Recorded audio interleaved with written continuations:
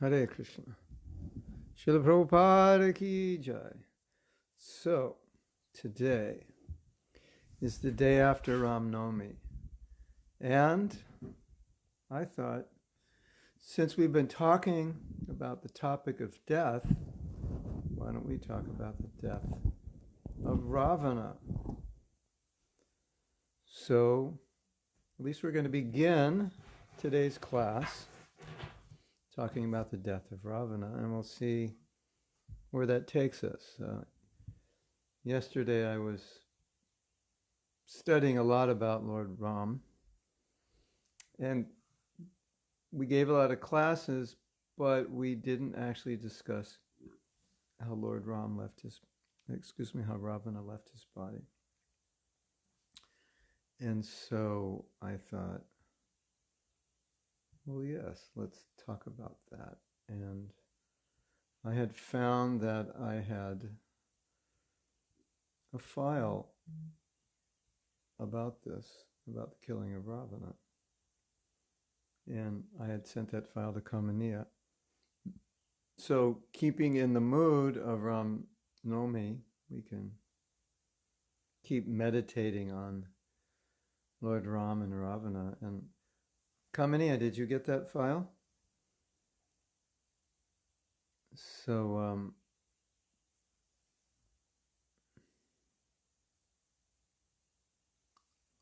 if you can put that up, the file called The Killing of Ravana. If you can put that up, then I want to begin reading from that. And I'm just meditating on Lord Ram, and I can't stop meditating on him. So I thought, okay, let's do this. And then we also, yesterday got a question from Priya, trying to understand how it was that Ram would give up Sita. Ram would give up Sita just because a citizen thought that he did the wrong thing, and why would he sacrifice Sita? So anyway, Kamani is going to go online and get the document. But I'll begin reading now, and we can become more absorbed in Ram Lila. Especially for a lot of people, this is like their favorite part. When Ravana is killed, I don't know, it's interesting that sometimes devotees become very happy when the demons are killed. Of course, the Shastra says that we do become happy when evil people are killed. That we don't want to see anybody die, but there's some pleasure there in the sense that these people were tormenting other people, now they've died. So this is, the first quote is from the 9th canto, 10th chapter, 19th verse.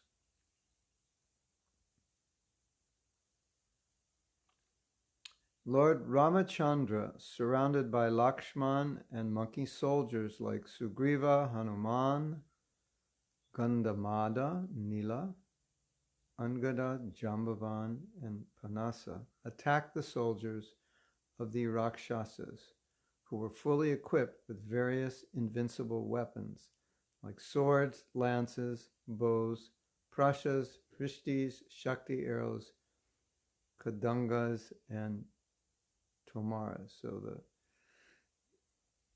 Ravana was a Rakshasa, his soldiers were Rakshasas. Rakshasa means man-eaters.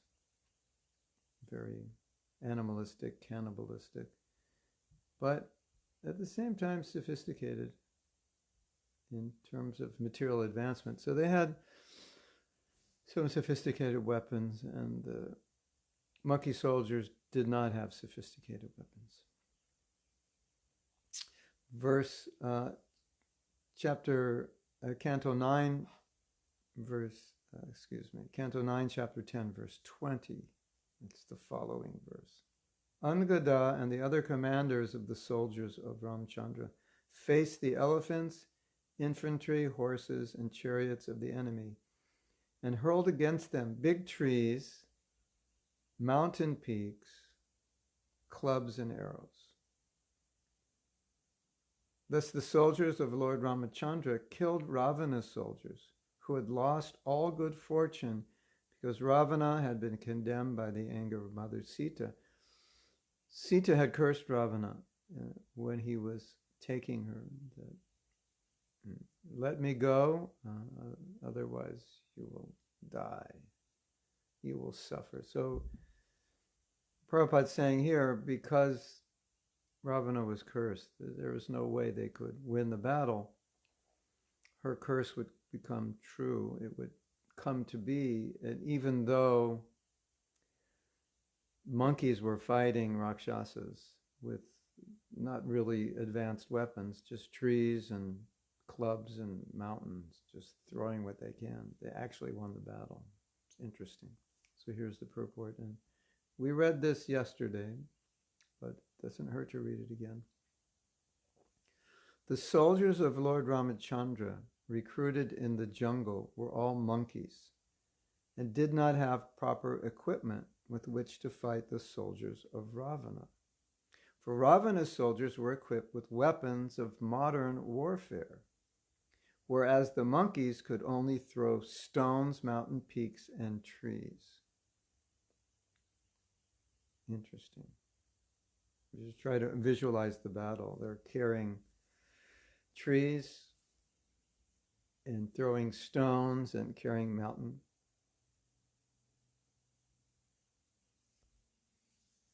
Now we're on Kamini, and now we're on 9, 10, 20.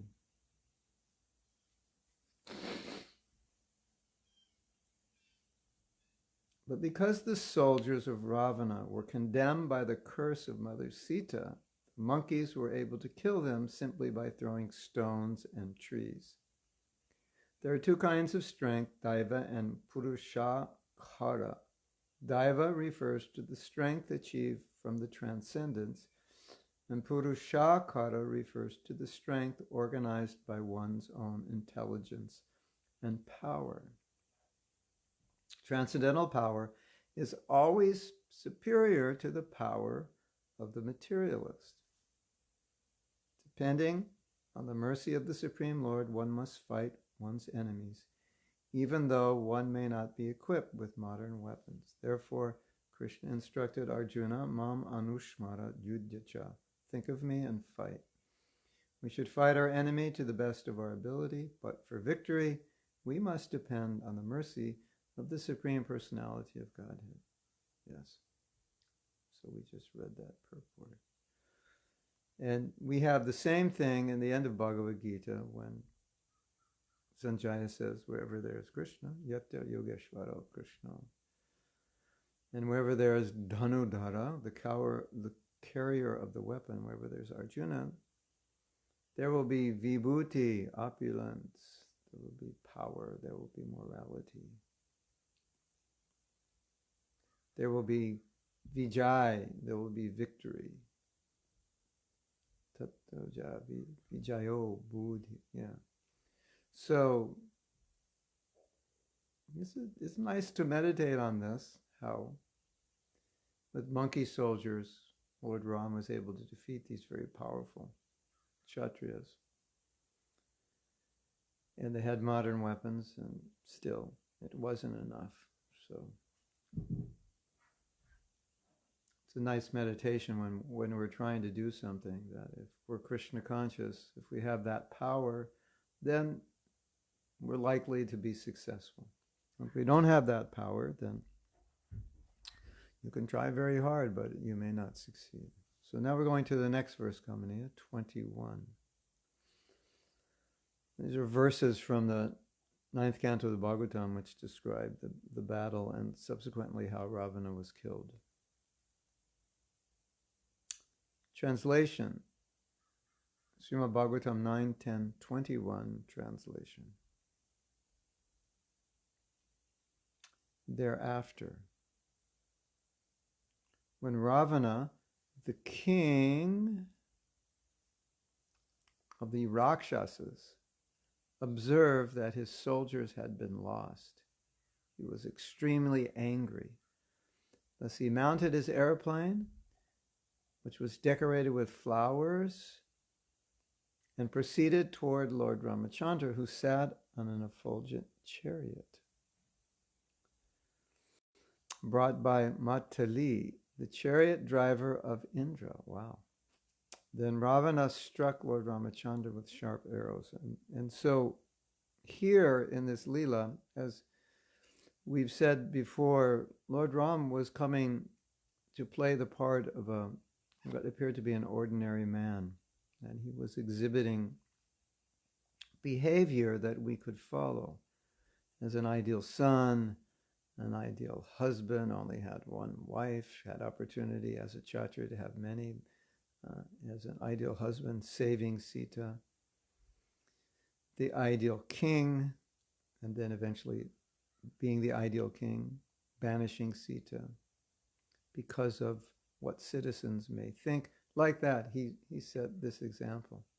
And so now in this battle, he's still playing the part of an ordinary person, allowing himself to get hurt by Ravana and allowing us who are reading, who don't know, or those who don't know when they're reading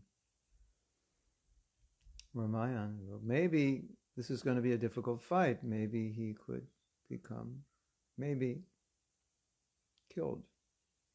Like Lakshman, seemed like Lakshman was dying, so. Yes.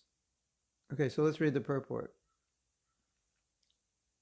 This is, the guys will really like this purport. I don't know about the women, but the guys will like this. Lord Ramachandra said to Ravana, "You are the most abominable of man-eaters. Indeed, you are like their stool. You resemble a dog, for as a dog steals eatables from the kitchen in the absence of the householder, in my absence, you kidnapped my wife Sita Devi.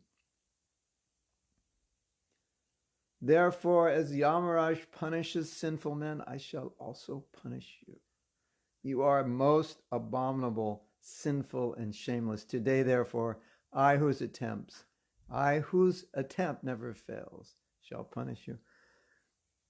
You find this in lots of Leela when these Kshatriyas are fighting one another.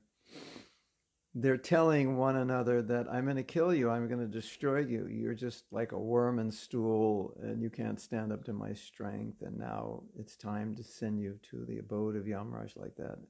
Krishna says that a lot, and Krishna's enemies also. They say that a lot.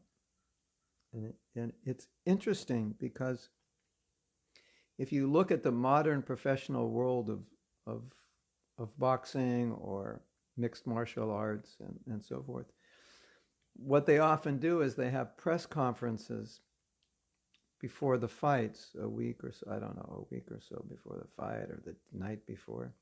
And this is what goes on often in the press conference, that you can't beat me, I'm the best, there's no way, I'll finish you off in 4 rounds, and like that. It's the same kind of talk. It's funny because we say, well, whatever we have comes from Krishna. And so you see Krishna doing this often, and Kshatriya is also doing that. You may remember with Pondraka. Pondraka said, Krishna, was just playing with Pondraka. Pondraka saying, "Stop imitating me."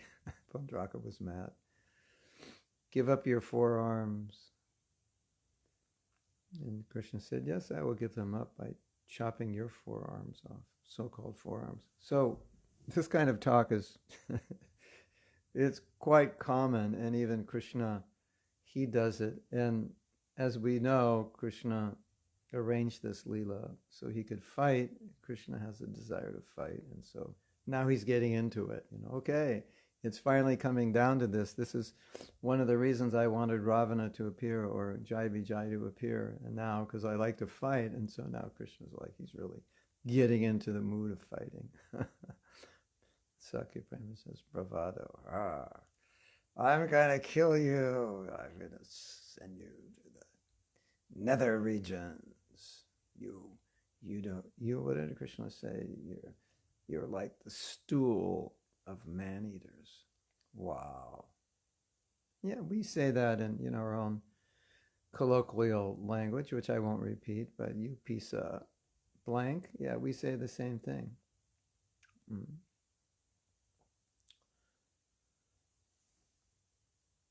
Yeah. Purport. Nichai Daivat Param Balam. No one can surpass the strength of the transcendence. Ravana was so sinful and shameless that he did not know what the result would be of kidnapping Mother Sita, the pleasure potency of Ramchandra. This is the disqualification of the Rakshasas. Asatyam apratishnam te jagad ahor anishvaram. This is from the Gita 16:8. The Rakshasas are unaware that the Supreme Lord is the ruler of the creation. They think that everything has come about by chance or accident, and that there is no ruler, king, or controller. Therefore, the Rakshasas act independently, as they like, going even so far as to kidnap the goddess of fortune. This policy of Ravana's is extremely dangerous for the materialist. Indeed, it brings ruin to the materialistic civilization. Nonetheless, because atheists are Rakshasas, they dare to do things that are most abominable, and thus they are punished without fail. Religion consists of the orders of the Supreme Lord, and one who carries out these orders is religious. One who fails to carry out the Lord's order is irreligious, and he is to be punished. So we know that Prabhupada was not fond of the atheist, because the idea of the atheist is you make up the rules of the game. The idea of the theist is the rules are already made up by Krishna and you follow them. So atheists want to make up their own rules. And so Ravana, we have in Ravana kind of like personifying everything bad that is there in a materialistic person. And so Prabhupada says that he was so foolish that he thought he could kidnap the wife of Ram. So in a similar way, materialists, they think, okay, we can kidnap Bhumi, the earth, and exploit it. Lakshmi, and there won't, we'll just go on exploiting indefinitely, and there's not going to be any consequence. And even we see the consequences, they still don't get it. And one of the things that you see today in the world is a lot of whistleblowers are saying, and they've even been saying this since 1970, we have to do something about the environment. We can't go on. We're in the 11th hour, and you hear that today. But it's interesting because they were saying that in 1970. The hippies were saying that. But Greenpeace and other environmentalists were saying, we're in the 11th hour, we don't have much time. And still, we've seen in the last 50, 60 years, not much. Something has happened, but nothing sufficient. So there's this idea we can go on exploiting nature indefinitely, stealing from the earth, and there's no consequence. So this is very bad, obviously. Yes. Okay, so let's read the next verse is 9:10:23. It's getting exciting now, everyone. The big moment's about to arrive. After thus rebuking Ravana, this is text 23. Lord Ramachandra fixed an arrow to his bow, aimed at Ravana, and released the arrow. I mean, this battle was going on for days, but finally, Lord Ram said, okay, fun's over now. It's just like, we better, put matters to rest. So He decided today's the day. He released the arrow, which pierced Ravana's heart like a thunderbolt. Upon seeing this, Ravana's followers raised a tumultuous sound, crying, "Alas, alas, what happened? What has happened?" As Ravana, vomiting blood from his 10 mouths, fell from his airplane, just as a pious man falls to earth from the heavenly planets when the results of his pious activities are exhausted. So, we remember we were discussing yesterday that Ravana had a little bit of an ego issue, a little bit of an ego problem, that even though he lost everything and the only thing that was left was him, he was the only one who could fight with Ravana, with Ram. And anyone in their right mind would have just said, okay, it's like in boxing matches, if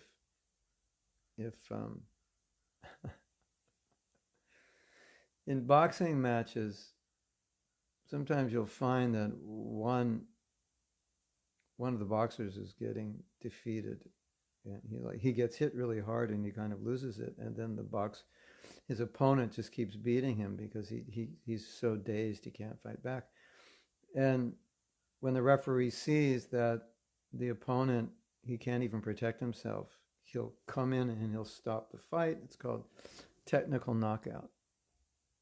It's okay. You can't fight. The other person can't defend himself. He can't fight.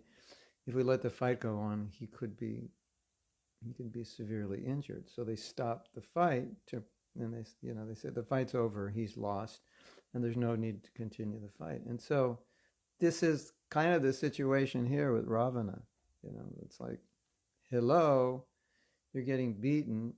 Just call the fight off. But the reason Ravana wouldn't surrender, although there was every reason to do. There was no reason not to surrender.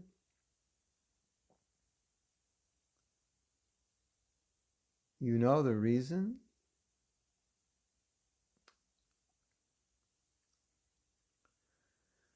The reason is he had a big ego, and he couldn't stand to be number 2. So he's like, no, I'm going to prove that I'm number 1. I never lose. I'm the most powerful person. So that's why he couldn't surrender. His ego was like covered the universe 3 times around. That's why, because from all other perspectives, you'd say, okay, this doesn't make sense. You've lost everything. And even if you win, you've got nothing. Everything is a problem. Everything is lost. So what's the use of winning? And as we said yesterday, Lord Ram said, just stop fighting and I'll restore your kingdom and I'll bring back everyone to life. And Ravana is like, no. He had being number 1 issue. Yeah, Hare Krishna. Yeah, he had, so that's where Ravana was at. I'm the most powerful. I have to prove nobody can defeat me. And so that's why he wouldn't give up. And he was, you could imagine when he was killed, it was like sometimes in boxing, you have these boxers and they never lose. They just fight, and nobody can beat them. And they say, I'm number 1. And finally, they get beaten or knocked out, and it comes as like a total shock. They can't believe it actually happened. So you could imagine when Ravana was shot, it was like he couldn't believe that it actually happened. Krishna Karshini is saying, she knows something about ego. She has it. So I made this point yesterday that whatever we see Ravana doing, we also do. It's just a question of how much. And we may not notice it because it's minuscule. It's very little. Our egos may not be that big. Our whimsy may not be that big. Our materialism may not be that big. Our envy may not be that big. But we have a little bit of it, just like he had. A lot of it, we have a little bit of it. And so we can learn from him. It's like, okay, sometimes you can't be number 1. It's okay. And in Vaishnavism, it's total opposite. Well, make somebody else number one. That's Krishna consciousness. I don't have to be number one. My happiness is to make you number one and make everybody number one. Yes, that's Vaishnavism. Let's make you number one, and I'll just serve you. Hare Krishna. Okay, so let's read the purport. Ravana was raised to an exalted position as a king of a great kingdom with all material opulences. But because of his sinful act of kidnapping Mother Sita, all the results of his pious activities were destroyed. Yeah, so it was impossible for him to live because he offended Mother Sita, so that was, as we say, the beginning of the end. And so it didn't matter what he tried to do. It didn't matter how much power he had. It was finished for him from that point. So he was pious. That's how he got that position. But he lost all his piety because he offended Sita. So if you offend Sita, you lose all your piety. Did I tell you yesterday about Jagai and Madai? Did I mention that Jagai and Madai, their sins created a black cloud after they surrendered to Mahaprabhu? And when Mahaprabhu saw this cloud, he said to everyone, "You see this cloud?" He said, "When you offend a Vaishnava, this cloud will fall upon you." This is what happens when you offend a Vaishnava. All the sins of Jagai and Madai, all this contamination comes upon you. Wow. If one offends an exalted personality, especially the Supreme Personality of Godhead, one certainly becomes most abominable. Bereft of the results of pious activities, one must fall down like Ravana and other demons. Yes, so if we offend Vaishnavas, guaranteed, we'll fall down. If we're foolish enough to offend Vaishnavas, then we deserve to suffer. And that's the lesson, we suffer. And if we're smart, then we will ask forgiveness. Yeah, you don't want to offend Vaishnavas. Of course, we had this discussion yesterday. I gave 4 classes yesterday, so I can't remember which class it was. But, this question came up, well, I'm offending someone, but they're not even acting like a devotee, so am I actually offending a devotee? And that's an interesting question. This person, he's dressing like a Vaishnava, but aside from his dress and his so-called chanting, everything else about him reeks of non-devotee. Not only a non-devotee, reeks of a tamagun. So how can I say he's even a devotee? And so I'm not really offending him. I'm not really offending a devotee. Maybe that's true, but I would be careful because maybe he is a devotee. Of course, there's some true. That question came up. Yeah, that. So, we just have to be careful.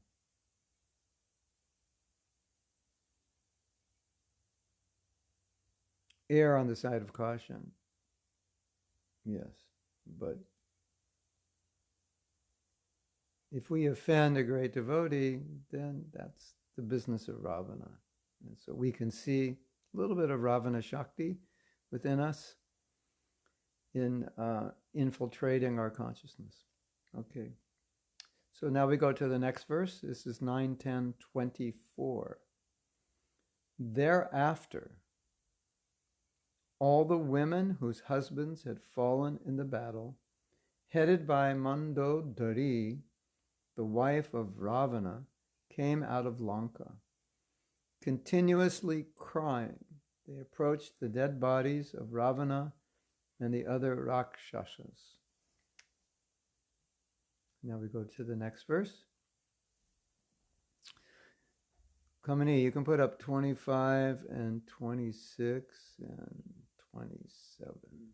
Those are the last 3 we're going to read. So this is 25. striking their breast in affliction because their husbands had been killed by the arrows of Lakshmana. The women embraced their respective husbands and cried piteously in voices appealing to everyone. And now we're going to go to text 26. Okay, now text 26. Should I wait a minute till it comes up? Yes, why don't I wait so you can read it? Text 26, okay. O my Lord, O Master, you epitomize trouble for others. Therefore you were called Ravana. But now that you have been defeated, we are also defeated, and without you...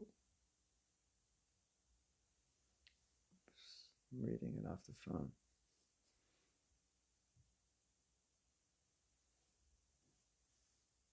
Now that you have been defeated, we are also defeated, for without you, the state of Lanka has been conquered by the enemy. To whom will it go for shelter? You know, when Bibhishan surrendered to Lord Ram, you know what Lord Ram said? After there was some discussion whether they should accept him or whether he was just a spy posing to be a friend, to be an ally. When Ram accepted him, and Ram accepted him because he said, whoever surrenders to me, no matter what his motive and no matter what he's done in the past, once he's surrendered to me, I must accept him. So he accepted Bibhishan, and then he said, Bibhishan, I will kill Ravana and I will make you the king of Lanka. Right there and then, that was his decision. So the wives are crying, but there was a king ready. So let's read the purport. Ravana's wife, Mandodari, and the other wives knew very well how cruel a person Ravana was. The very word Ravana means one who causes crying for others. Ravana continuously caused trouble for others. But when his sinful activities culminated in giving trouble to Sita Devi, he was killed by Lord Ramchandra. So, yes. And we'll go to 27. O great fortunate one, you came under the influence of lusty desires, and therefore you could not understand the influence of Mother Sita. Now, because of her curse, you have,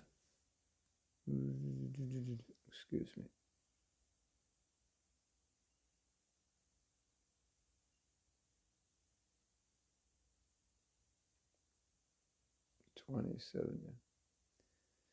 Now, because of her curse, you have been reduced to this state, having been killed by Lord Ramchandra. Of course, what a blessing to be killed by Lord Ram. But as we said yesterday, unfortunately, he didn't understand the position of Ram. Because he didn't understand the position of Ram, he wasn't liberated. Whereas if he would have understood that Ram was the Lord, he would have been liberated. Interesting, right? That's such an interesting point. And we had read that. You remember we had read that about the Battle of Kurukshetra? The various destinations of the soldiers depended on how they understood or didn't understand Krishna. So Prabhupada said if Ravana would have understood that Lord Ram was the Supreme Lord, he would have been liberated. But because he took him as an ordinary man, then even though he was killed, there was no liberation. So we say, it's a blessing if you're killed by the Lord. But if there's no knowledge, then there's no real benefit, ultimate benefit. There's the whole purport. I don't know where it is. I read it yesterday, and Prabhupada explained that. In some places it said, well, he was liberated, but he didn't go back to Godhead. And in this purport, Prabhupada said, no, nothing happened, because he didn't understand the position of Krishna. So, bhakti without knowledge, or bhakti with the wrong knowledge, has a different effect. That's bhakti in knowledge. Let's read the purport. Not only was Mother Sita powerful, but any woman who follows in the footsteps of Mother Sita can also become similarly powerful. There are many instances of this in the history of Vedic literature. Whenever we find a description of ideal chaste women, Mother Sita is among them. Mandodari, the wife of Ravana, was also very chaste. Similarly, Draupadi was one of the 5 exalted chaste women. As a man must follow great personalities like Brahma and Narada, a woman must follow the path of such ideal women as Sita, Mandodari, and Draupadi. By staying chaste and faithful to her husband, a woman enriches herself with supernatural power. All right, so don't mess with a chaste woman, because if she curses you, her curse will come true. Hare Krishna. Yes. You know, it's interesting because ISKCON has a history, you could say has a little bit of a history of mistreatment of women. Of course, some of the women are going to say, well, that's an understatement. It's got a big history of mistreatment. All right, so I'm just trying to be a little, I don't know. Anyway, you know what I'm saying. So we should be very careful about that. Of course, women in our movement, it's unlikely if they're offended, they would curse somebody. But it's interesting to note that a woman becomes very powerful due to chastity, and because of that power, she has the power to curse. Of course, a devotee curses only for the benefit of another person, but I'm not saying we should be respectful to women because they could curse you, but it's just interesting how inauspicious it is to mistreat women, and Kali Yuga is full of mistreatment. And look what happened to Ravana, who mistreated women, and now women are mistreated all the time by the people who are supposed to protect them, their husbands or their boyfriends. So Kali Yuga it's unfortunate. One of our godbrothers was giving classes on Grihastha life, and he was putting a lot of emphasis on the behavior of men and not so much emphasis on the behavior of women. And so someone asked him why. And he said because it's Kali Yuga and men are behaving in such a horrible way, or often behaving in such a horrible way to women. Then he said something kind of funny. He said, I have to protect the women from the men who are supposed to protect them. I have to protect the women from their so-called protectors. So by training the men who by nature may mistreat their wives. So I have to train the men in order to protect the women from the men who are supposed to protect them, who may mistreat them. Hare Krishna. Unfortunate. So, that's the killing of Ravana. Oh yeah, it's a nice question. How are we to understand that such a woman as Mandodari was with Ravana? It's a different culture and a different time, and the idea of a chaste woman in this sense is that she'll stay with her husband. And the thing was, he didn't mistreat her. He just mistreated other people.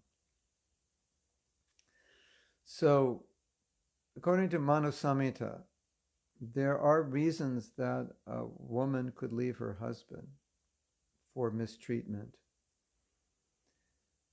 But he didn't mistreat her. He just mistreated other people. If you were on Ravana's side, then, you were okay. He took care of you. Plus, in that culture, it was very rare that a woman would leave her husband. And if she did, it would have to be according to the strictures of Manu Samhita. And I don't know off the top of my head what those strictures are.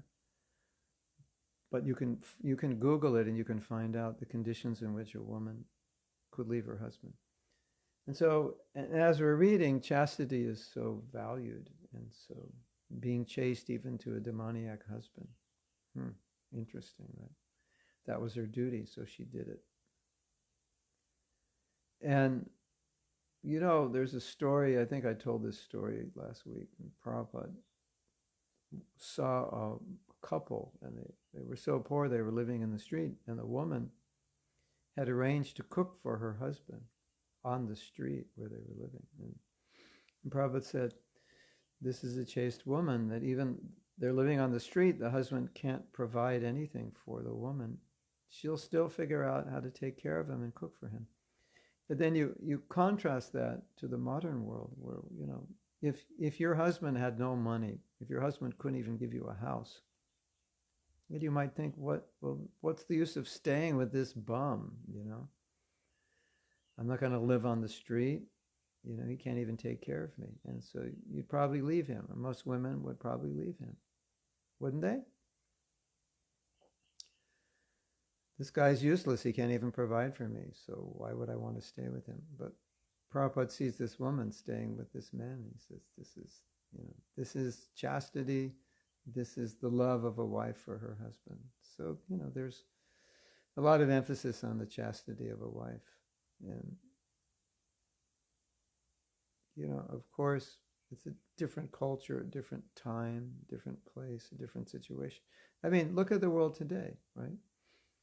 What if your husband, he's a great husband, a great provider, a great father, but he's part of the mafia, and his business involves illegal activity, and sometimes it involves removing people from their bodies who get in the way of your illegal activity, and you know that. But he's actually a good husband and a good father, and you're like, what do you do? And you tell him, this is wrong, you shouldn't do it. And he just says, don't tell me how to run my business, and I won't tell you how to run the family. Something like that. Now, we have a problem today in understanding this because the culture is so much different. And maybe with our values, we would say, well, if you're married to a Ravana, you should divorce him because he's evil. But, he was evil, but you had to provoke him. It wasn't like everything he did was bad. He was learned. He was a good Veena player. He was a good king, a good manager.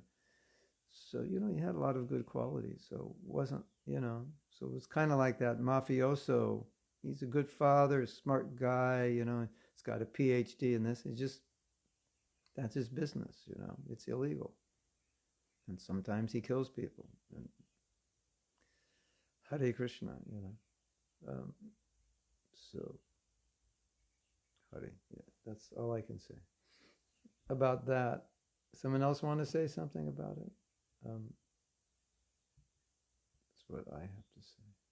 Okay, I want to see if there are if I have anything else on death in relation to Ravana.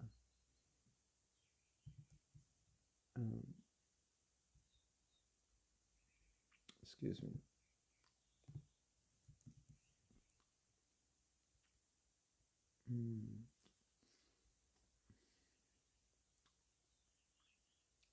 Okay. I think that's all I have on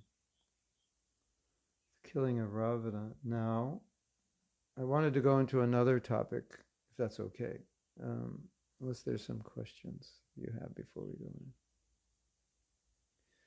We hear so much about her good qualities. Was she a devotee? I don't know the Ramayana well enough to know if she is or is not. A lot of times these women are glorified as chaste women, but it doesn't mean that they were devotees. As far as I know, she was not. As far as I know, the only one in Lanka who was a devotee was Bibhishan. When Hanuman was in Lanka, he was running around setting the place on fire, and he looked in Bibhishan's house and he saw that Bibhishan had a deity. I don't know if Ram or Krishna. He was a devotee, but As far as I know, everyone else was Rakshasa, atheist, materialist. I don't know much about Mandodari. Does anybody know more about her? But let's assume she wasn't a devotee, because you would think if she were, she wouldn't have married Ravana in the first place, or would have left him. So let's assume, because we don't have any other information, she isn't. But at the same time, she's being glorified.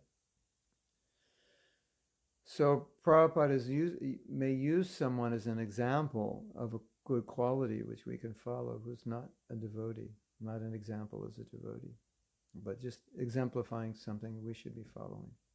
In this case, a chaste wife. So we learn from her chastity. Even if she's not a devotee, we can learn that. How come Ravana was chasing after Sita when he was married? How come so many men chase after their secretaries at work when they're married? They have Ravana Shakti. Yeah. This is one of the lessons we learn from Ravana. Ravana had, he had it all. He had a good life. He was up there on this material scale. He had women, not only just wives. He had, mistresses. He had, whatever he wanted, he had. And so why? Why was he chasing after Sita? Well, it's interesting. Oh, I'm glad you brought this up, because this brings up an interesting point. So, Ravana had a sister, Shuparnaka, and she was infatuated by Ram, and so she met Ram in the forest, and she was actually, you could say, a witch of sorts, a Rakshasa. But she had mystic power, so she didn't appear in her actual ugly form. She appeared as a very beautiful woman. And she just showed up in the forest, and she said, Ram, I love you, I want you, I have passion for you. She was madly in love with Ram. Ram said, I'm married, and I'm just going to have one wife. It's not going to work. But there's my brother. And Lakshman is thinking, like, what are you talking about? So they joke with her and say, well, and Lakshman says, I'm just the servant of Ram and Sita. So if you marry me, then you're just going to be a maidservant of Sita, and someone like you shouldn't be a maidservant of Sita. I think Ram is actually most qualified for you. You should ask him again. So Lakshman and Ram were kind of playing with one another back and forth. And then Ram said, no, I can't do this. And then she got very angry. And she actually attacked Sita, started to eat her, bite her, because they eat human flesh. And then Ram ordered Lakshman to cut off her nose and ears. So he cut off her nose, and she ran. And then she ran back to Ravana. And Ravana said, oh, my sister, what happened? This is horrible. Who did this? I'll kill that person. And she said, Ram did it. I was just trying to bring Sita back for you. She's so beautiful. You deserve her. You're the king. You're the man. There's no one as beautiful as Sita. I tried to bring her back for you. I said, I will. And then at that point, at that time, that's when Ravana made this plan to kidnap Sita and get her. So he listened to his sister. He became outraged by his sister being harmed, and then he took her advice. He said, you should revenge, you should kill Ram, and you should capture Sita. So that's an example of taking some very bad advice, but being an uncontrolled man, he just thought, I'm the controller, so I can do whatever I want. As Prabhupada said, atheist, I can do whatever I want. So he thought, I'm the most powerful man, so I'll just take Sita, If she's as beautiful as my sister says, if she really should be my queen, then okay. So he sets the example of lust. When you have enough, you want more. So that's what he did. He had enough wives, had enough money, had enough everything. Still he wants Sita. And then he captures Sita. And then you might think, well, now that he has Sita, why didn't Ravana rape her? Because he told Sita, he said, I want you to sleep with me. And she said, never, never, never. I belong to Ram. He said, give up this Ram. He even, by his mystic power, showed Ram's head to her. He said, Ram is dead. And his brother Bibhishan said, give her back. And he said, she is so beautiful. She is so beautiful. I have so much lust for her. I must sleep with her. I can't control it. So he couldn't control it in the beginning. And then when he saw her, he said, Sita, you must sleep with me. Otherwise I will kill you.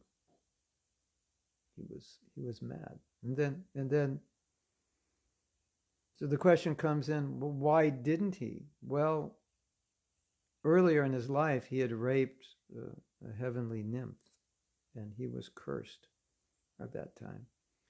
That if you ever rape a woman again, you will be killed, or you will die on the spot. So he couldn't do anything to Sita other than tell her, you have 1 year.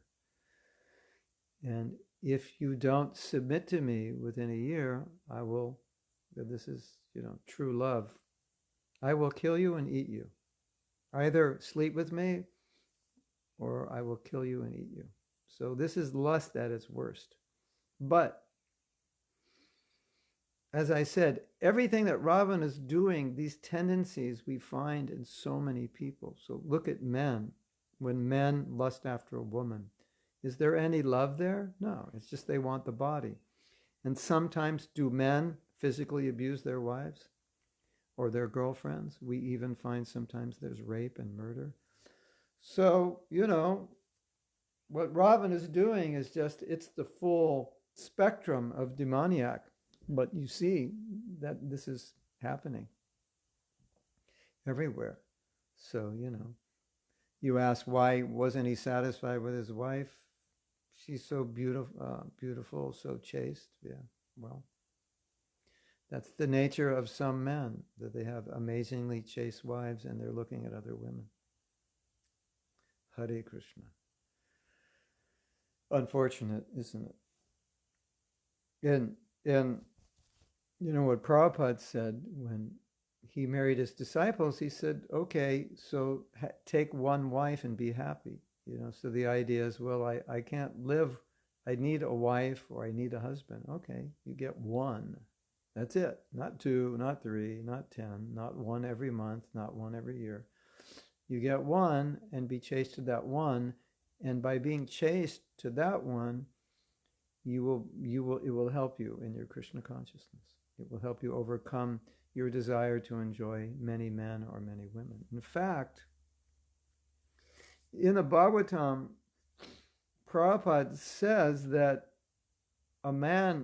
generally a man, it's difficult for him to be satisfied with one woman. He wants many women. And that's why polygamy was allowed at a certain time in history, knowing that not only to give women the opportunity to get married if there are not enough men, because a lot of men in ancient times were celibate, but to give man the opportunity, because he can't control himself, rather than pollute virgin girls, just have a few wives.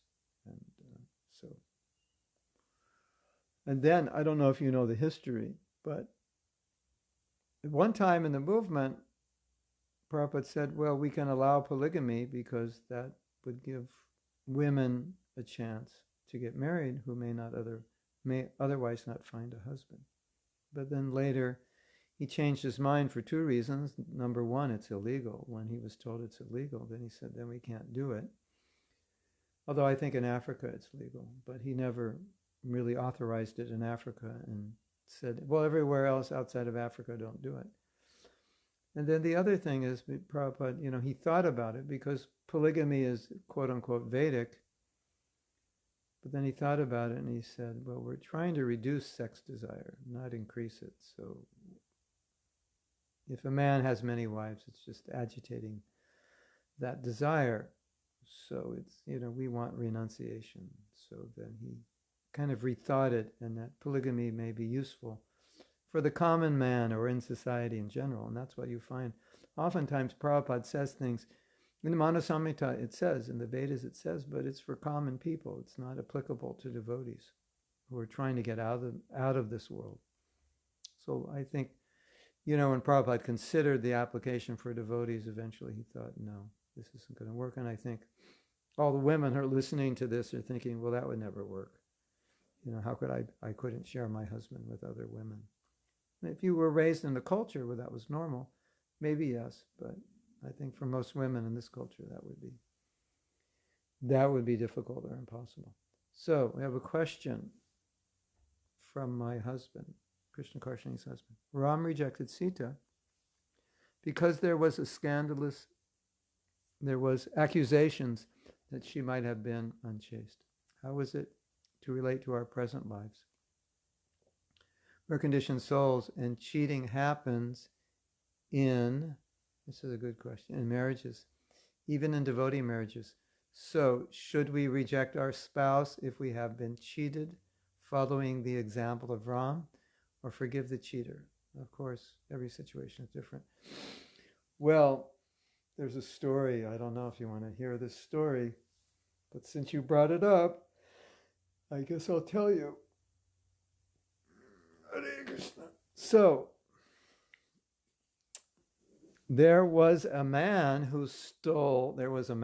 devotee, quote unquote devotee, who stole the wife of another devotee and ran off with her. I don't think he kidnapped her. I think it was some mutual feelings for one another. And you know what this devotee did? He went down and he killed that person. He killed that man who ran off with his wife. And that news came back to Prabhupada, and Prabhupada actually talked about that in a Bhagavatam class. He didn't explain the details, so you wouldn't know what he was talking about unless you knew the background information. And Prabhupada said, so we heard that there, I think he vaguely described what happened, and he said, and then this person acted improperly, and he said, of course, this should not be done. So Prabhupada obviously didn't condone that. And so, of course, you're not asking that question, should I kill, if my wife runs off with some guy, should I kill him? You're not asking that question, but I just thought for the sake of history, that Prabhupada had mentioned, not that was the right thing to do, kill the guy. So let's take we're taking a hypothetical example here. So my wife runs off with a guy, or my husband runs off with a woman, or doesn't run off, they just have a relationship. It's going on simultaneously. What do we do? How should we respond? Now, part of me says, no matter what I say, certain people will respond the way they respond because of their cultural upbringing or their nature. But I read something which I think is valuable for this discussion. It didn't come from the Vedas, but it came from a religious man who teaches about marriage. And he said that if you look at statistics today of cheating, they're up like 50, 60%. And the statistics for women used to be lower, but now they're up there with the men since they started going out into the workplace in greater numbers. Isn't that interesting? So it's not, we tend to think of, well, it's men. Men are just, men are men. But it appears that women are women also. So the figures are pretty close. So let's just say I read figures, it's like 25% women, 50% men, but that was years ago. And now I was told it's close to 50% for both of them, or even more for men. But let's just say, for the sake of discussion, 50%. Okay? So this man said, if you divorce your husband or wife because they cheated on you, and you remarry, or you get another boyfriend or girlfriend, there is a 50% chance that that boyfriend or girlfriend will cheat on you. Interesting, isn't it? He said, but if your wife or husband cheats on you, and they apologize, they're regretful, they're remorseful, they promise never to do it again, you have a better chance that they'll stay with you than if you go out and find a new spouse. Isn't that interesting?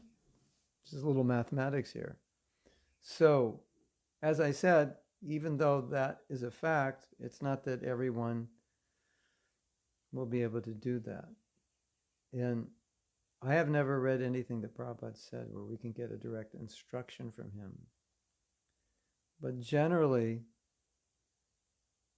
if the situation can be resolved, if there are children, I would recommend, try to make it work. That's always what I'd always try to keep a marriage together, no matter what has happened.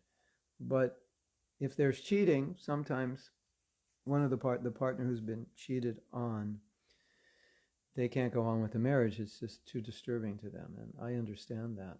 But if at least we understand that if you do remarry, your chances of being cheated on are equal or greater now, then you might say, well, I wouldn't remarry. Okay, so that's also your choice. If you find this intolerable to go on, then I would have to respect that choice. But if the spouse who cheated is willing to make amends, I would generally recommend let's work it out. That's my answer. I don't know if that would be everyone's answer. Okay, so Kamaniya says, thank you. However, the fact that Ravana chased after so many other women would not be considered mistreating Mandodari. But perhaps not according to the culture at that time. No, he was a king, so that's what kings do. They have many wives and mistresses, and that's just normal. And we would have to talk to Mandodari and ask her, did you take that as abuse? But my sense of it is that he took good care of her, and she had everything she needed. And being the wife of a king, not every king was like Yudhisthira. So she, was going with the punches, so to speak, that was just the playing field that she was in. And that was, I don't want to say acceptable, but maybe we could say more normal. And she must have known what she was getting into when she was marrying a king of his nature, that would be going on. And sometimes you see with women that if the husband takes care of them, provides for them, is a good father and like that, sometimes they can tolerate other things because they know, that's his nature. He does those things, but he's a good husband and he's a good father. And every woman's different. And then, as we're also talking, the chastity of a woman is so important, especially in that culture, in that time. That the idea of a queen leaving her king, it's, where's she going to go? What's she going to do? Who's going to allow that to happen? Who's going to support that? So I don't think she took that his promiscuous nature as something negative. I think she just accepted that in stride, that's what it means to be his wife. That's my, you could call it speculation, but I don't think it's so much speculation. I think it's just a fact. To me, it is. Kamini says, I was fortunate enough to catch just a little bit of your second class yesterday on Zoom. I made a note of a quote from you that I found very helpful in reference to Ravana. Every time you give into a habit, the next day it will become harder to control. Yeah, yes. What was the context of that? What were we talking about? How Ravana was attached and he was cultivating lust and greed. I think someone was asking how is it that we act against our own common sense? We were talking about how Ravana lost his intelligence and how, because he had no intelligence, he did so many stupid things. And then the devotee said, how come we do that also? And I said, because they're habits. And then I said, but whatever your conditioning is, every time you give into it, it becomes harder to control. It becomes harder. Every time you give into it, it becomes harder to give it up. So if there's any bad habit you have that you need to give up, every time you indulge in it, you're reinforcing it, and it becomes harder to give up. Yes, that's very, very important. It's very valuable advice. And I've talked about that before, and just at least remember, if there's something that you're thinking or doing that you shouldn't be thinking or doing, and you don't control it, you're reinforcing it, and then it starts to become subconsciously programmed, or maybe it already is subconsciously programmed, but every time you give into it, it reinforces itself. And so anytime you want to break a habit, break a way of thinking, or break a behavior, you have to start controlling it. We don't always, just like some people have bad tempers. Some people are very intolerant. Some people are revengeful. Some people are envious. Some people have, whatever what you have. But every time you give into it, it just reinforces it. So, we should remember that. So, yeah, well, I have a short fuse. I get angry easily. Okay. That's understandable. That's your nature, whatever, your physical, mental nature. But the problem is, if you don't try to control it, every time you give into it, you're just reinforcing it. So it's good to know that, because sometimes we take it lightly. Ravana was also a great devotee of Lord Shiva. He himself was a Rakshasa, but his father was actually a Pandit. Yeah, and so, the thing is, Ravana had, we say he's a demon, right? What was Ravana's weakness? His weakness is, well, he had sexual weakness, and his weakness was that he was atheist. But he did have other good qualities. As, we find Hiranyakashipu was very learned. He could speak the Shastras, also Ravana could manage a good kingdom and so on. So, I'm sure there are many things that Mandodari found acceptable in him. He was a devotee of Lord Shiva. So Ravana was an atheist, but he was religious. So that's a whole other universe for us in the West, that you have like people in India who are atheists, but they worship gods to get power, but they don't believe in the supreme God. Yeah, that's interesting. So, things were different in those days.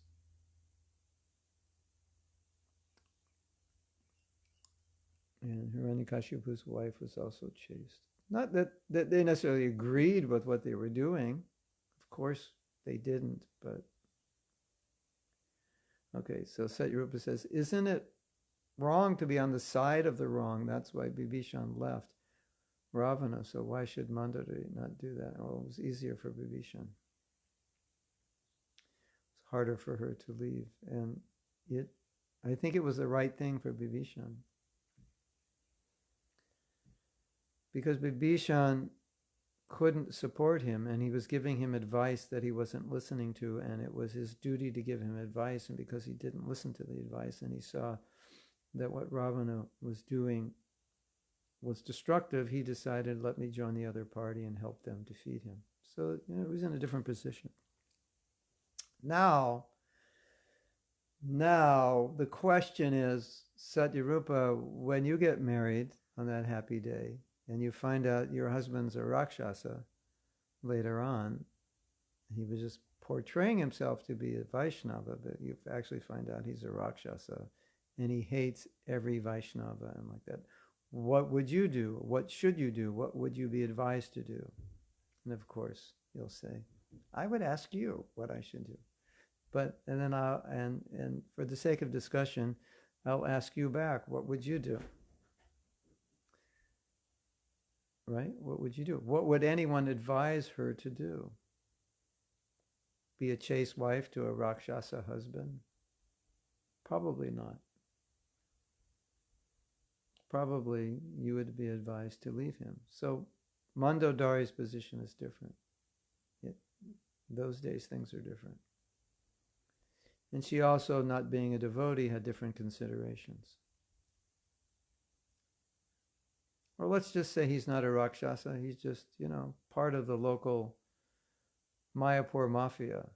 And every once in a while they knock somebody off who's getting in the way, and you kind of know that, but you don't talk about it, and you have kids, and he's providing for you, and you have a house, and generally he's got respect in the community. What would you do? Probably you'd stay with him. So, but then again, it depends on you, because maybe that goes against your integrity and say, I cannot live with this man. But he's a good father, a good provider. He's got some respect in the community. So these are difficult questions. Yeah. Because you're dealing with bhakti and you're dealing with morality. And then you might say, well, what would be the best thing for my bhakti? And say, well, he's doing what he's doing, and I'm doing what I'm doing, and I'm doing my service and puja and so forth. So then you have to see.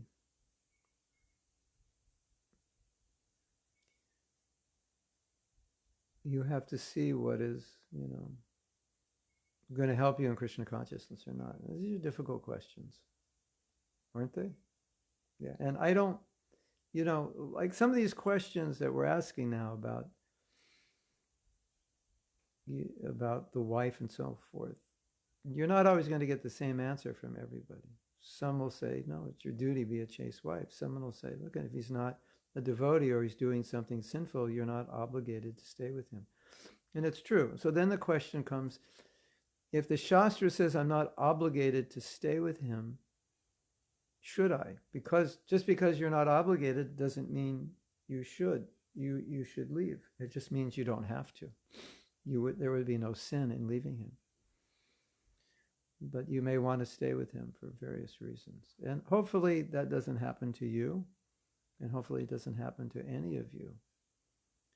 But if you have to make considerations, you make considerations according to your own integrity and your own bhakti and the stability of your family. You have to do all these things.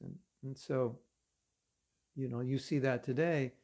Sometimes a man is a good devotee and later on he's not. And the wife stays with him because he's the father of the kids and it creates stability. And, he sits around all day instead of reading Bhagavatam, watching football games. And she would rather he didn't do that, but that's just where he's at and she tolerates it. She does her duty as a chaste wife. And so some women have that in them to do that, and some women could never do that. And so that's a consideration also. Satyarupa, I don't think you could do that. I don't know if you have it in you, but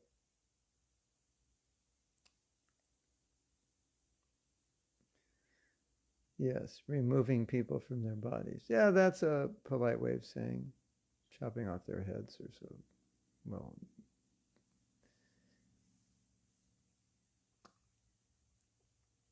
if you knew your husband were killing people, would you not incur the same karma? That's a good question.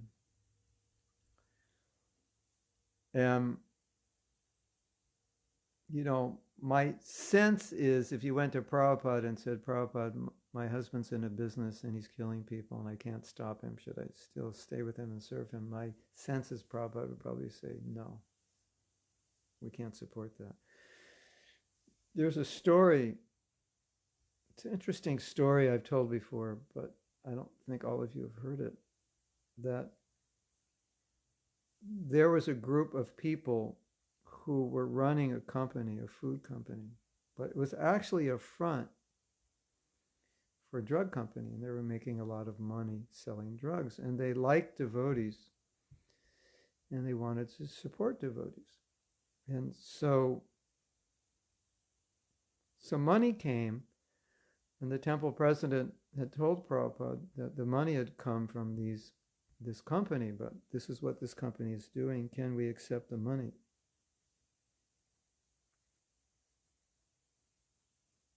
At one time previously, they had accepted the money, but there was a major emergency, like super emergency in the temple. They would have lost their temple if they didn't have a certain amount of money. So in that case, Prabhupada said you could take the money. But the next time when the temple president came and said, well, we've got money from the same source, Prabhupada said, you cannot take the money. And the temple president said, well, how is it that you allowed us to take the money before and now you won't? He said, well, last time it was this emergency, we would have lost our temple. And so in times of emergency, sometimes we will compromise our principles. He said, but we're teaching no intoxication, and they're making money by selling intoxication, so we can't support that.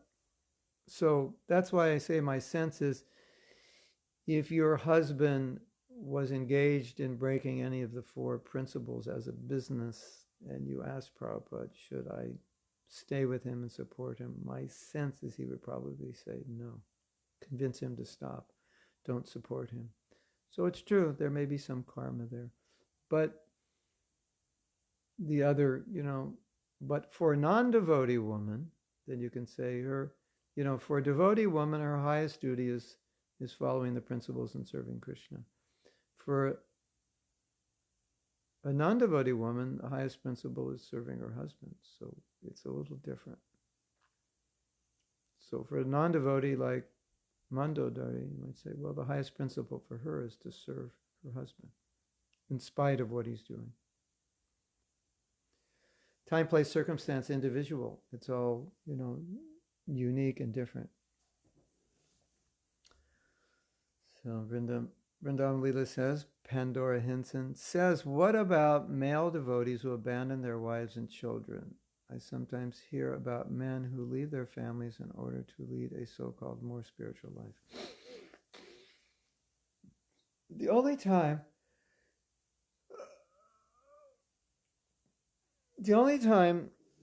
that Prabhupada allowed a man to do that would be when he was going to take sannyas, and the only time he allowed them was if the wife agreed and the man were capable, and by taking sannyas he would actually do significantly more than he's doing as a householder.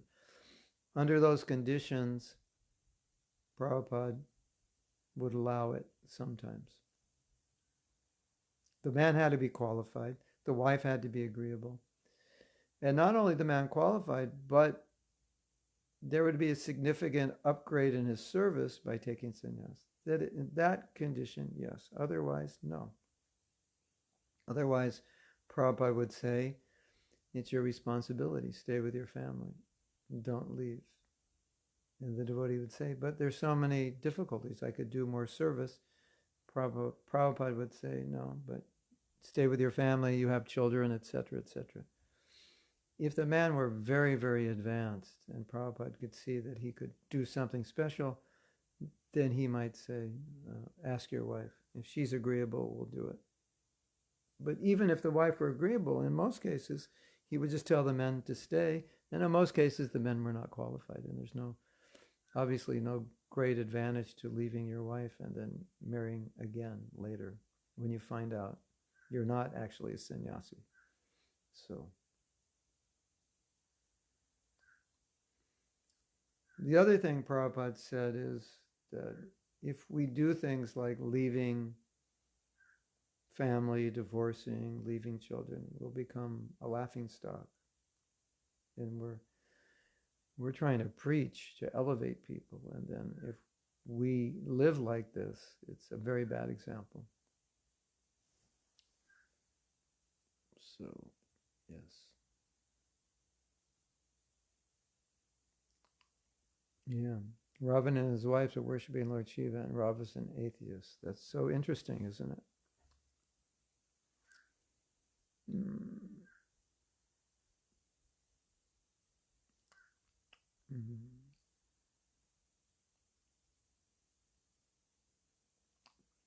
So Marco's saying, well, ultimately everyone's a devotee, so we should avoid offending anyone.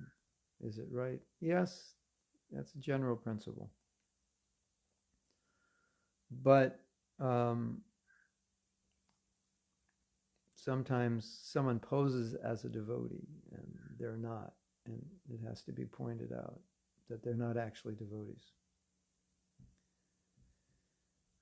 And I wouldn't say that's offending them, but sometimes it may be seen as offensive. But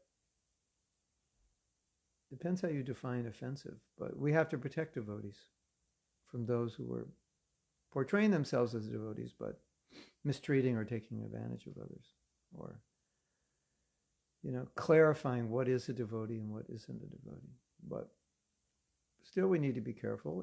And I have spoken before about this. There is the concept of offending people in general, that we should also not take that lightly. Yes, it's true.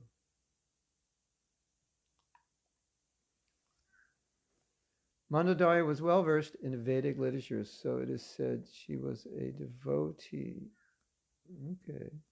of sorts. Was a devotee. Lord Ram came and gave her darshan many times. Mandodari also helped Sita. Okay, so that confuses the issue even more. Then, this is what I heard. Okay, so let's say, for the sake of discussion, what you heard is true. Then the answer is totally, this is the duty of a chaste woman. In that culture, no woman would leave her husband no matter what. Basically, then that's what it amounts to. But in our culture, if you marry Ravana, or he turns out to be Ravana, I'm sure Prabhupada would say that don't serve him. In the Bhagavatam, Prabhupada said that a woman, if her husband doesn't even follow the 4 principles, she doesn't have to serve him. She could leave him. So what to speak if he's like Ravana? So that's there. So, like I said, you have the Shastra, which allows you to do something. Then the question is, are you going to do it? Is that the best thing? So just because the Shastra says you could do it or should do it, it doesn't mean in every case that's something you should do, because it may not be the best thing.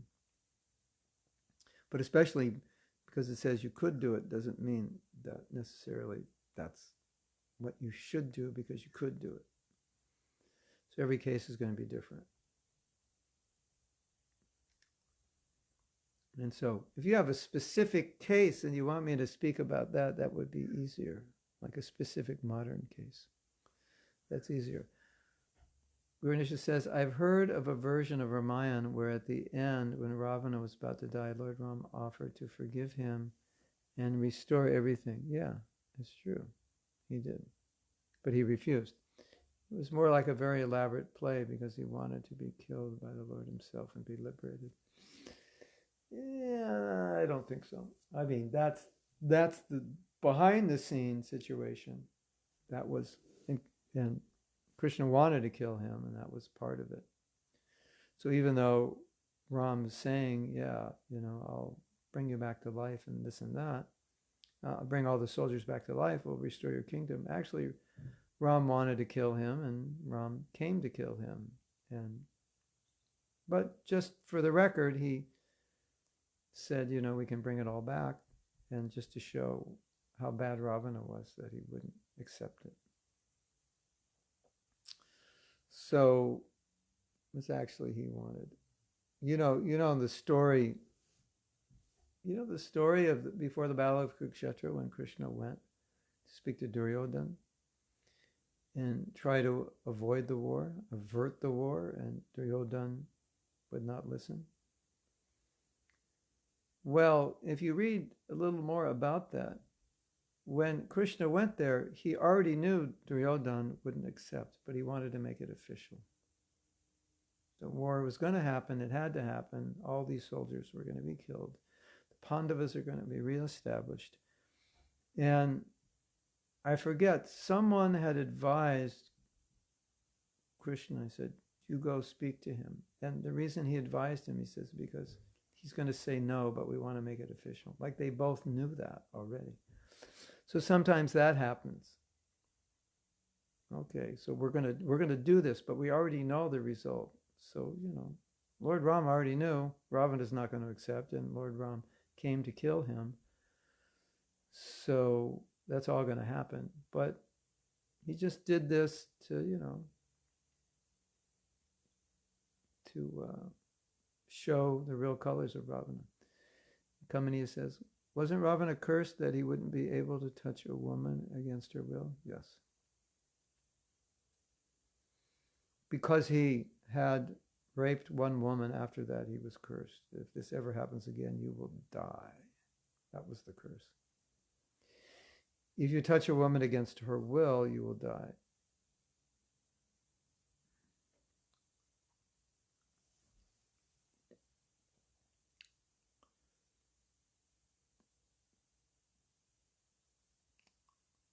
Vimal says she agrees about the abusing of wives by men. She can relate, yeah. One wife per life. Hare Krishna.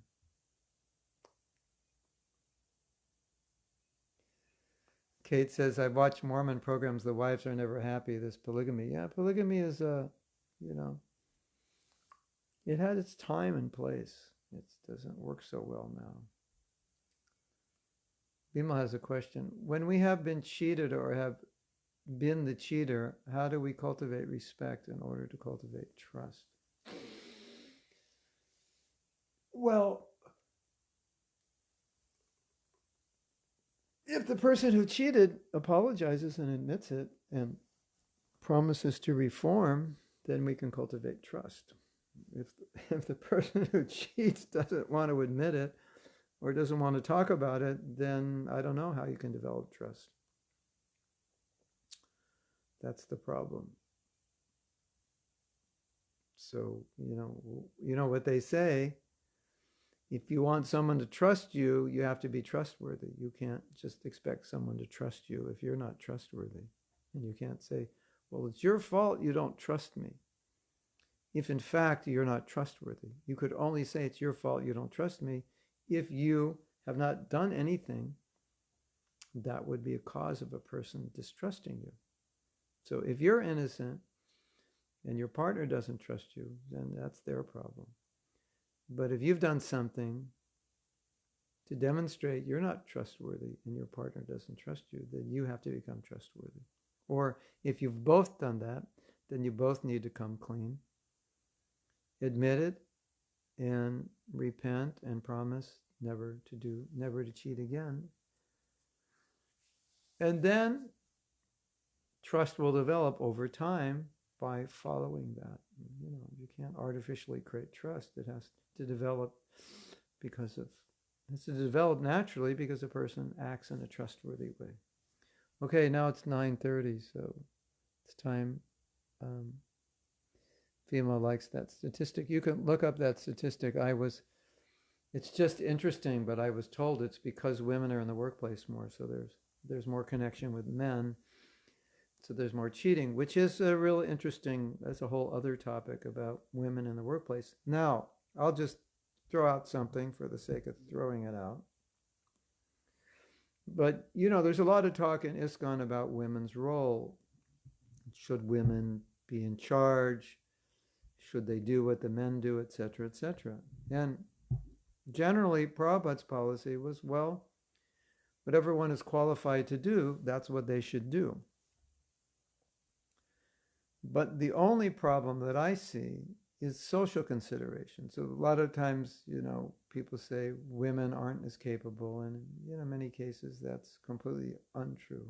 And in many cases, they're more capable of men. It depends on the situation. Who are the men? Who are the women? But it's a social issue also. So now, okay, you have men and women mixed up in the workplace, so that's creating problems. And you can say, well, these women are qualified. Maybe they're more qualified than the men to do the job, but it's creating problems. So that's the consideration.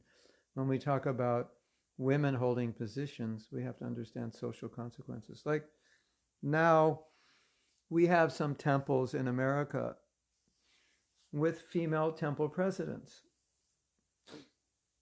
and they're all in their late 60s.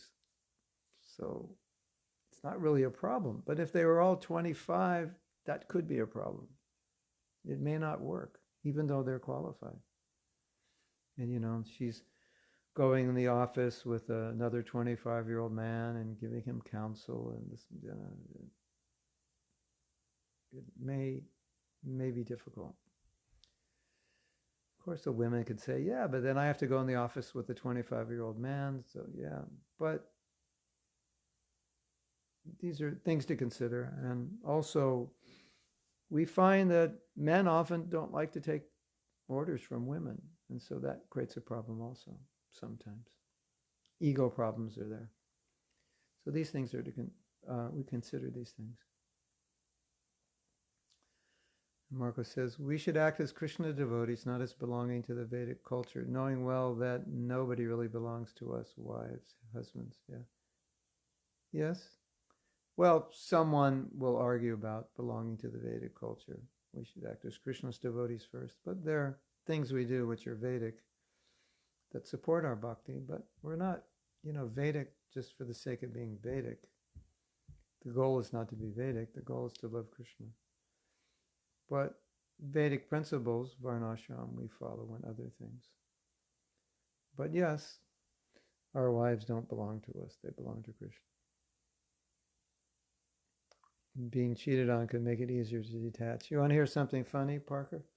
So one time, this sannyasi GBC, he was thinking that actually we want to become detached from grihastha life.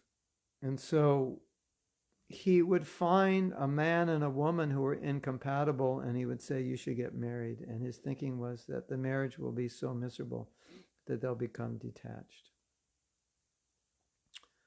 But you're not going to become detached from that desire just because you have a bad marriage. Or just because, you don't like your wife. You'll just end up liking someone else's wife or finding another woman. That's not going to make you detached. But actually, having a good relationship will help you become detached. So I'm not going to explain that to you, Parker, because I know that just twisted your brain a little bit. So I'm going to let you think about that. How would having a good relationship make you detached? And how would having a bad relationship make you attached? Well, I gave you half the answer, so you figure out the other half. Think about that one.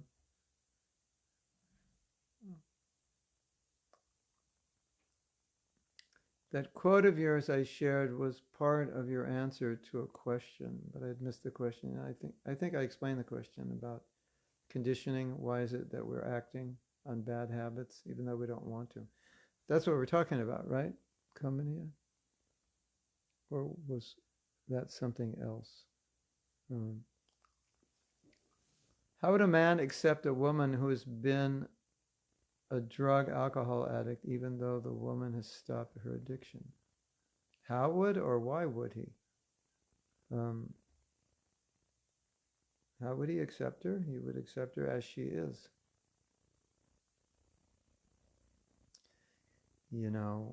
Why bring up the past?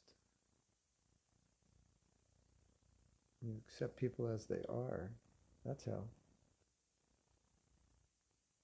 And if he knows the history and he doesn't want to marry her, then he shouldn't, for whatever reason. But if he knows the history and he marries her, that's because he's accepting her as she is, or at least in theory. It seems not easy to live with high values nowadays, even for devotees. This is from Krishna Karshani. Yesterday, a devotee was giving online class about Ram Leela, and he was stressing the point of keeping only one wife, like Ram. This devotee is divorced. He cheated his wife and has another wife. Life is not easy in Kali Yuga. Hare Krishna. Hare Krishna. All I can say to that is Hare Krishna. Yeah. Kaler dosha nide rajan. It's an ocean of faults. Not easy. Yeah. Kate says, one thing I struggle with in Krishna consciousness is the position of women. Why should men not be chaste? They should be. It's the same thing. Because Lord Ram is called Eka Patni Brata. He took a vow. Kings could marry many wives, so he took a vow, I'm just going to marry one wife. So yeah, a man should be chaste also. But it's not that when we say women should be chaste, a man shouldn't be. But sometimes men take sannyas. They leave their wives. But women don't. So, and sometimes men don't get married. So the idea of chastity, it's recommended women get married and dedicate themselves to a husband. It's also allowed, or sometimes recommended, men don't get married and they remain single. So the idea of chastity, it's put on women because they should always get married, where men, it's not, because at least in Vedic culture, renunciation was encouraged. But if men are married, it's the same thing. They should be chaste, there's no question. Grunishta says, a wife or a husband, for that matter, by being devoted and being nice, etc., can change their spouse. If the spouse isn't so nice, it's all about love and dedication. Yeah, I would hope that's true. It is true. I would hope it's true in all cases. Unfortunately, maybe in some cases not, but as general principle, yes.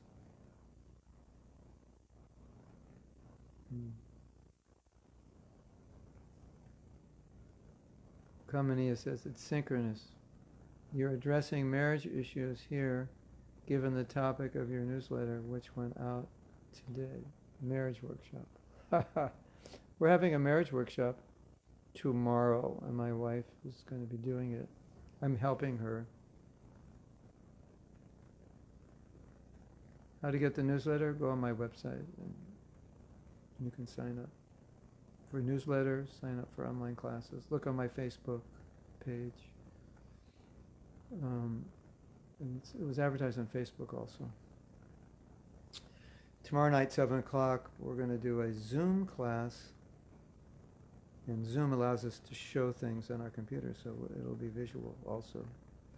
And 4 things that will destroy your marriage, guaranteed. So if you're married, try not to watch it alone. Try to get your spouse to watch it with you. It's much more effective. That'll be like 7 o'clock Eastern Standard Time till 8:30. Kate says, but even in non-Kali Yuga times, perhaps I am warped by Kali Yuga, but most men in my life have been anti-heroes. Men in my life have always let me down. That's why I stay on my own. I think a lot of troubles in the world are caused by men, not by women. Well, yeah, and other times men were men. And so, more than they are today, yeah. Everything's topsy-turvy, upside down, crazy, and we need stronger men. Men cause problems, women cause problems, everybody's causing problems. And we as devotees should not be causing anybody problems. Yeah, okay, so Bimal, Kamaniya, can send your email to Kamaniya and she will help you. Well, you already did. I'm behind the 8 ball here. So, best thing also is go to my website, then you can sign up and then you'll get all notifications. I could probably not leave a bad husband. but I'd drive him crazy complaining about it. So we'd end up divorced anyway. Yeah. Hare Krishna. One way or the other. If in a marriage the woman turns out to be abusive physically, in that case, what to do? Take a martial arts course to protect yourself.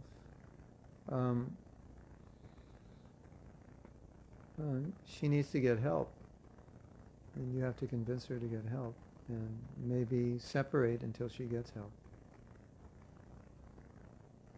Anytime there's physical abuse, the person abusing needs help to control themselves, and so sometimes you just have to say, I can't stay with you until you get help. This is dangerous.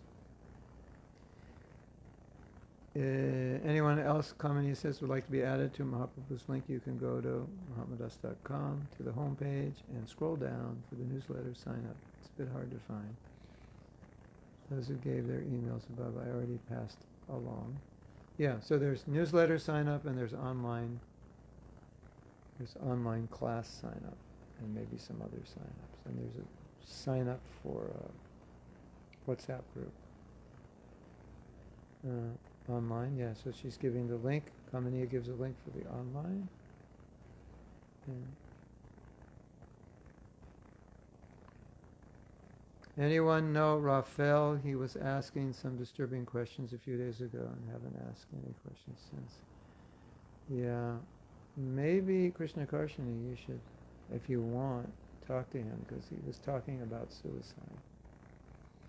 And it's hard to tell if he was really serious or not, but I think I was thinking the same thing. Anyone talks about suicide, and he's not here today, which is a bit concerning, but I had wrote him after this, and I just told him, don't even think about it.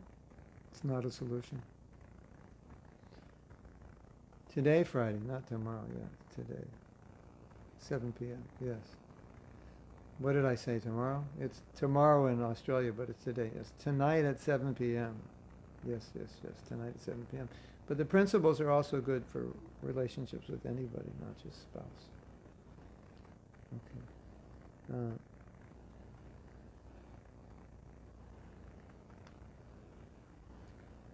So Stephanie says, recently 20-year-old girl announced that she was raped by 2 devotees some years ago, and some devotee women take the courage to also denounce their own Facebook pages.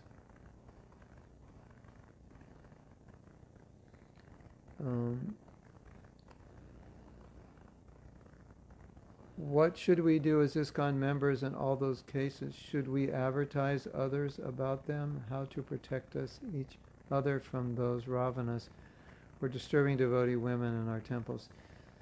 That's a very good question. And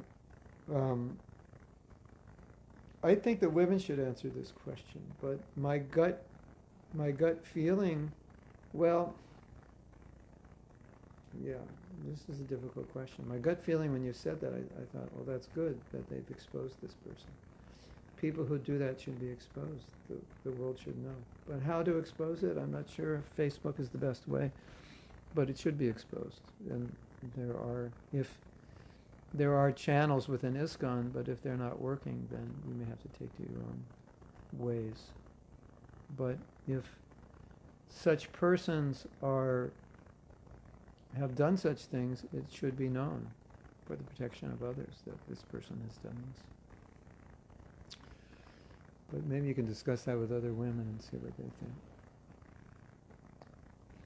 So Parker gives his answer. Good relationship helps us detach because good relationships means both parties helping each other increase service and devotion to Krishna. Yeah, culmination of good relationship is both parties are fully attached to Krishna.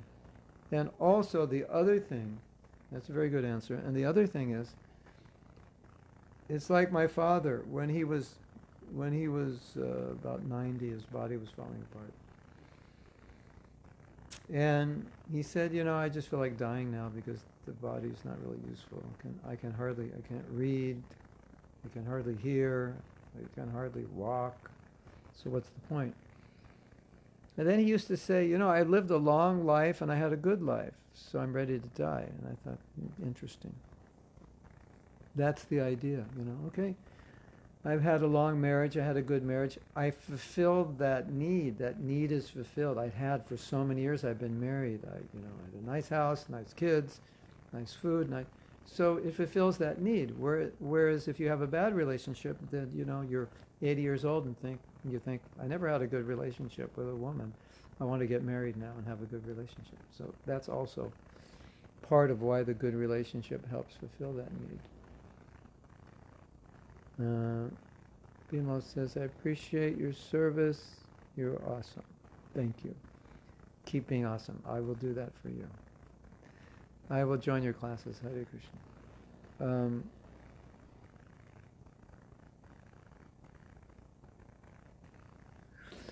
The WhatsApp group is, if you go on my website, there's a number. You have to send a WhatsApp to that number. And that person, Jenny, will put you on the WhatsApp group. Yeah, and only Jenny sends. There's no other, you don't get a million messages from other people. You just get messages from her. That's correct. Tonight, 7 p.m., that was my mistake. Eastern Standard Time. Ganesha says, 2 types of group. One is admin only, and the second is more like a broadcast list. You could subscribe to both if you wish. Okay. I don't even know what's going on out there in that world. Ganesha knows more because I didn't create all these things. Maybe I didn't. I created the idea, but I didn't physically do it. Okay.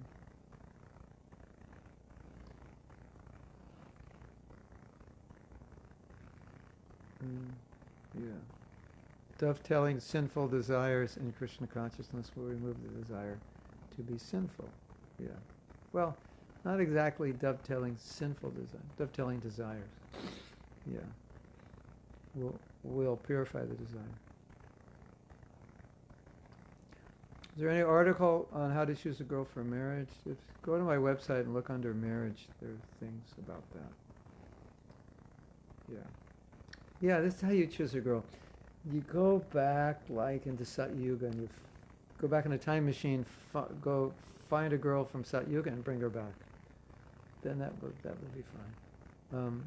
But it's individual, the kind of girl that one likes may not be good for another.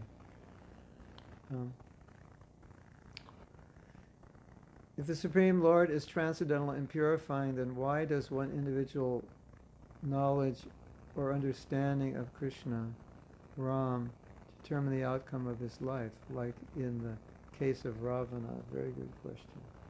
Because if you engage in bhakti but you don't understand who Krishna is, it's not a mechanical process that everyone's going to get the same result. It depends on your consciousness. So if you have love of Krishna and you chant Hare Krishna, it's a lot different than you chant Hare Krishna and you don't even know who Krishna is. If you serve the deity and you know who the deity is, it's a lot different than you just walk into a temple and you have no idea what a deity is. So the outcomes do depend on knowledge, because knowledge affects your consciousness. And the consciousness with which you serve will determine the benefit and the realization. Otherwise, it's just a mechanical process. Right? So, yeah. It's true. We try to hit all the hot topics, hot button, what do we call it? Hot button topics? Hot potato topics. Yeah, I specialize in hot potato topics. Got myself in trouble once for that, but you see my daily videos that are coming up in the next few weeks. A lot of hot potato topics, that like things you're asking here. Okay, so we're going to stop. I have to talk to somebody in 10 minutes and take breakfast. Hare Krishna to you, and we'll see you tomorrow. And tomorrow, I'm so much into this Ram mood that I just wanted to discuss one more thing tomorrow about separation of Sita and Ram, because this question came up. And I want to answer it and talk about it, because it's an interesting question.